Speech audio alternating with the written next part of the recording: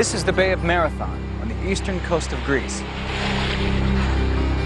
I'm Matthew Settle. Over 2,000 years ago, in September 490 BC, 600 ships lay the entire length of this shoreline, while an army of 30,000 Persian invaders raced up the beach. Their mission? To capture Athens and conquer Greece for the empire of Darius, the king of Persia. But 11,000 Greek infantrymen stood in their way here at Marathon.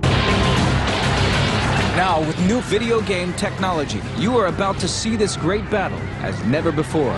The vast numbers of soldiers, the troop formations, how they fought, and how the battle was won. Get the view the generals wish they'd had now in decisive battles.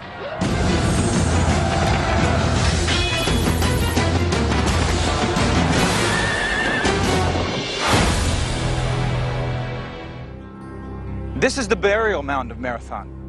Beneath me lie the remains of Greek soldiers who died in battle on 9/11, 490 BC. At that time, Greece was not a unified nation. It was a collection of independent city-states, like Athens, Corinth, and Sparta, each with their own laws and systems of government. The most influential city was Athens. 20 years earlier, the Athenians had gotten rid of their king, Hippias, who was a cruel and brutal ruler.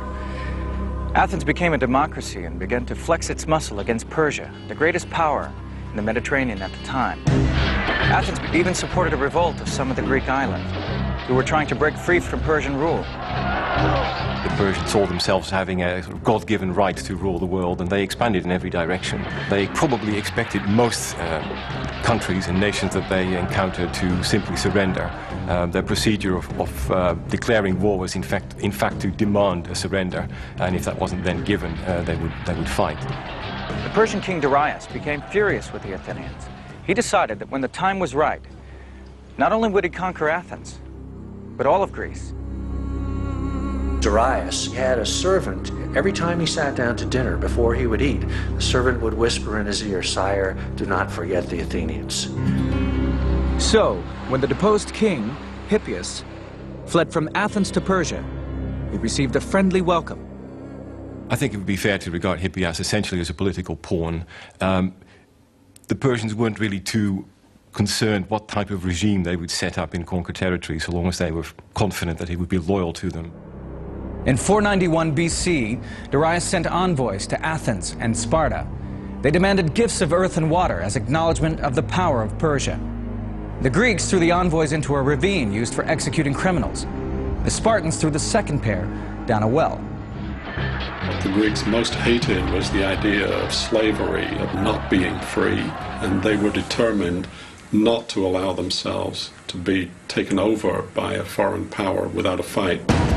Darius was furious. He assembled a huge fleet of 600 ships and mobilized his army. And when they set out for Greece in 490 BC, the exiled king Hippias sailed with them. The invasion force of 30,000 men was led by Datis, Persian commander in the west. Hippias was only too happy to advise him on the perfect landing place, the broad beach at Marathon Bay. The Persians had very consciously picked a place that suited the kinds of forces that they had. Basically, within the territory of Athens, they couldn't have found pretty much a better place for them to land. This is the plain of Marathon, 6 miles long and 2 miles broad. Apart from the marshes at either end, it's an unbroken plain, perfect for the battle tactics of the Persians with their light infantry and cavalry. Even in early September, these marshes were wet and soggy. A man couldn't walk on them, let alone several thousand horses.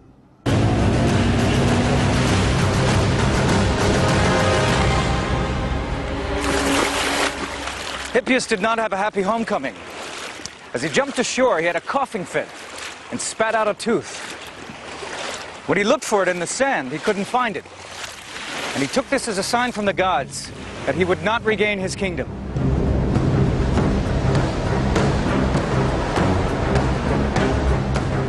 While Datis unloaded his ships and assembled his men, the Greek army was gathering in the mountains overlooking Marathon. This Athenian army was made up of many local tribes loyal to Athens, 1,000 men each from 11 tribes. each commanded by its own general. But in overall command was the Greek general Miltiades. Missing from these 11,000 men were the fiercest and most feared Greek fighting force, the Spartans. Miltiades sent a runner, Phidippides, to Sparta to ask for help. The Greeks generally used runners as messengers, sometimes horsemen, but very often runners, partly perhaps due to the rough terrain that they often had to negotiate. Phidippides was a day runner, someone who could run all day delivering messages.